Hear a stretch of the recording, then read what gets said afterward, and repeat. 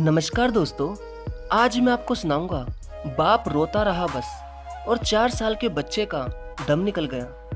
बाप अपने इकलौते बेटे को सरकारी अस्पताल में यूं तड़पते हुए देख फूट फूट कर रोने लगा। 6 फीट का लंबा चौड़ा आदमी अपने 4 साल के बेटे की ऐसी हालत अब सहन नहीं कर पा रहा था। उसे उम्मीद थी कि जल्द ही उसके बेटे की एमआरआई हो जाएगी।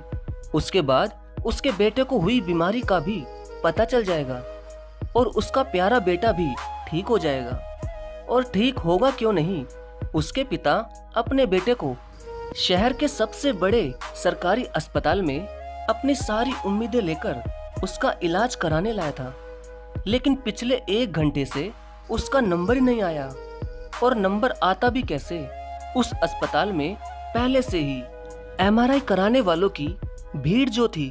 एक एमआरआई कराने में कम से कम आधा घंटा लगता है और वहां कम से कम 50 मरीज लाइन लगाकर पहले से ही खड़े थे। और उस बड़े अस्पताल में एमआरआई की मशीन सिर्फ एक ही थी। अब उसका 4 साल का बेटा तड़पता रहा, लेकिन उनकी सुनने वाला वहां कोई नहीं था।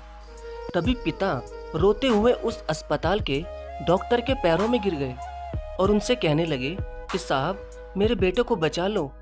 तो डॉक्टर ने कहा कि हमें नहीं पता इसे कौन सी बीमारी है। जब तक इसकी एमआरआई नहीं होगी तब तक हम कुछ भी नहीं कर सकते। तब पिता ने कहा कि साहब, आप तो इतने बड़े डॉक्टर हैं, कृपया मेरे बेटे की एमआरआई पहले करवा दीजिए। तब डॉक्टर उसका हाथ पकड़कर एमआरआई वाले रूम के बाहर लेकर गए और वहां जाकर उस डॉक्टर ने चिल्लाते हुए कहा कि हम क्या करें, इतने बड़े अस्पताल में हमारे पास सिर्फ एक ही एमआरआई मशीन है और देखो यहाँ पर कितने सारे मरीज खड़े हैं और सभी मरीज बहुत ही सीरियस भी हैं। सबको ही इमरजेंसी है, हम क्या कर सकते हैं बोलो। यहाँ तो हर हफ्ते ही कोई ना कोई मरीज मरता ही रहता है। ये बात तो हमारी सरकार को सोचनी चाहिए कि मरीजों के हिसाब से सिर्फ एक ही एमआरआई मशीन क्यों।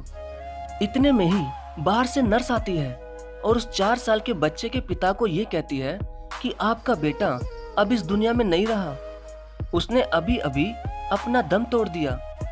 ये सुनकर पिता बाहर भागा और तभी उसने देखा कि उसका बेटा कुछ भी नहीं बोल रहा। ये देखकर पिता सदमे में चला गया और अब वो पागलों की तरह हंसने लगा, क्योंकि अब उसके साथ कोई नहीं था। उसकी पत्नी भी उसको जन्म देकर ही गुजर गई थी और अब उसके पिता बिल्कुल अकेले हो चुके थे। लेकिन दोस्तों, इन सब का जिम्मेदार कौन है? दोस्तों, हम कौन से जमाने में जी रहे हैं? हमारी जीडीपी की रफ्तार सभी देशों को मात दे रही है। हमने सबसे सस्ता मंगलयान अंतरिक्ष में भेज दिया है। तो दोस्तों, हमारा देश इतना ज्यादा आगे तो बढ़ गया, लेकिन आज भी हमारे देश के बड़े बड़े अस्पतालों में सिर्फ एक ही एमआरआई की मशीन है और यहाँ तक एक्सरे की मशीन भी एक से ज्यादा नहीं है।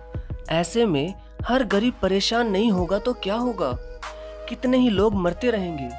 मगर हमारे देश की सरकार इन सब के बारे में कब सोचेगी? दोस्तों, इस कहानी पर आप क्या कहेंगे? प्लीज कमेंट करके जरूर बताना। धन्यवाद।